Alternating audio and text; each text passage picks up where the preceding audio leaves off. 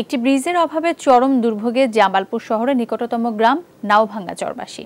গ্রামটিকে শহর থেকে আলাদা করেছে ব্রহ্মপুত্র নদের একটি শাখা।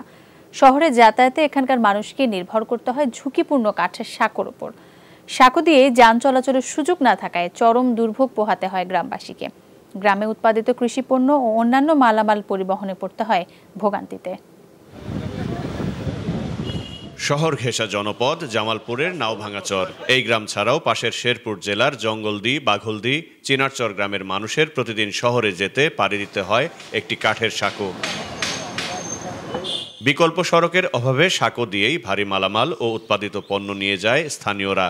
সংস্কারের অভাবে জরাজীর্ণ হয়ে পড়েছে সাঁকোটি। দ্রুত এখানে একটি ব্রিজ নির্মাণের দাবি তাদের। এখানে যদি সবসময় খারাপ হয়ে দেখেন কি অবস্থা, পোলাপানি স্কুলে যাবার হয় না। অথচ এটা জামালপুরের পৌরসভার 1 নং ওয়ার্ড। এক গাড়ি ভালো নিলে 2000 টাকা পার করার লাগে। এই টমেটো, বেগুন এনে পার করতে খুবই আমগর কষ্ট। হাজার হাজার লোকজন এখান দিয়ে চলাচল করে, এখানে কোনো ব্রিজ নাই, আমাদের যাতায়াত খুব সমস্যা। সরকার যদি দ্রুত ব্যবস্থা নিয়ে সাঁকোটি করে দেন তাহলে এখানের অনেক সমস্যার সমাধান হবে।